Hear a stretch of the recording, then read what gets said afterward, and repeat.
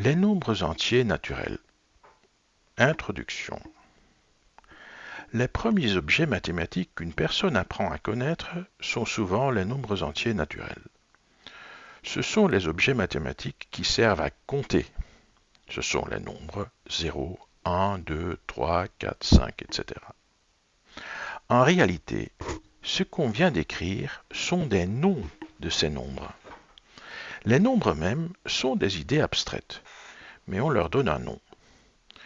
Différents peuples ont pris l'habitude d'indiquer ces nombres avec d'autres noms. Par exemple, ce que nous écrivons comme 4, les Romains écrivaient IV. Mais on voulait tous parler du même objet mathématique, le nombre 4, qui est d'ailleurs encore un autre nom pour ce même objet. L'idée abstraite d'un nombre entier naturel, par exemple 4, est la chose que 4 pommes, 4 vaches, 4 amis et 4 billes ont en commun, leur quatritude si on veut. Bien sûr, 4 pommes ne sont pas 4 vaches, mais ces deux choses concrètes, le jeu de 4 pommes et le jeu de 4 vaches, ont un aspect en commun, une idée en commun.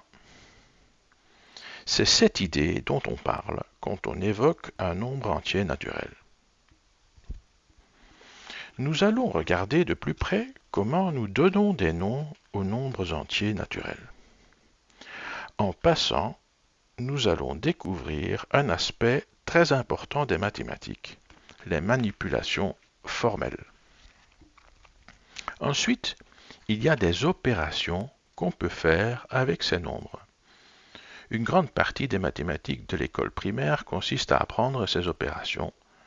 Nous allons les revoir en détail. Compter. Les entiers naturels sont les objets mathématiques qu'on a inventés pour compter des choses dans le monde réel.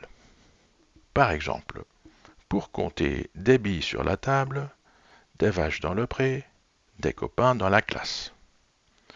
Quand on compte des objets, on met en relation un à un objet à compter et un objet mathématique, le nombre. Quand on compte les vaches, on met la première vache en relation avec le nombre 1, la deuxième vache avec le nombre 2, etc., jusqu'à ce qu'il n'y ait plus de vaches à compter. Le dernier objet assigné est alors le nombre de vaches. Quand on compte des billes, on met la première bille en relation avec ce même nombre 1 qu'on avait utilisé pour les vaches, la deuxième bille avec ce même nombre 2 qu'on avait utilisé pour les vaches, etc. Et quand il n'y a plus de billes à compter, le dernier nombre utilisé est alors le nombre de billes.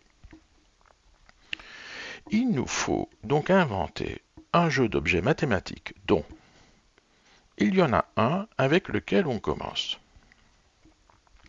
Chaque objet aura exactement un successeur, un suivant.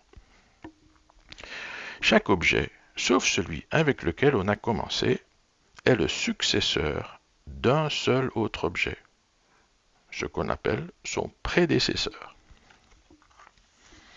Il va de soi qu'il sera pratique de parler d'un ensemble et les objets qu'on appellera nombres entiers naturels seront les éléments de cet ensemble.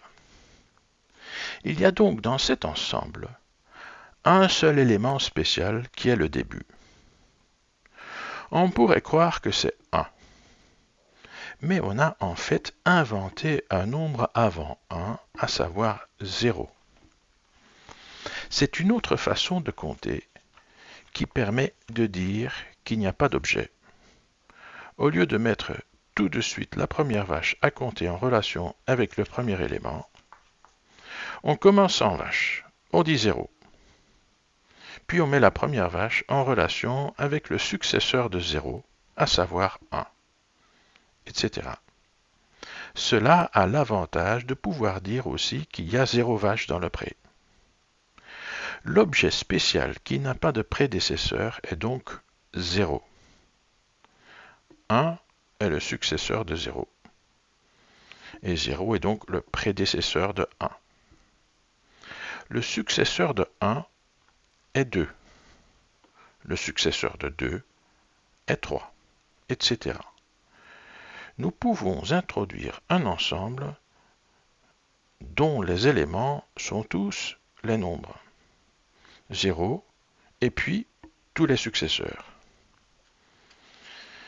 Cet ensemble aura le nom n. C'est l'ensemble des nombres entiers naturels.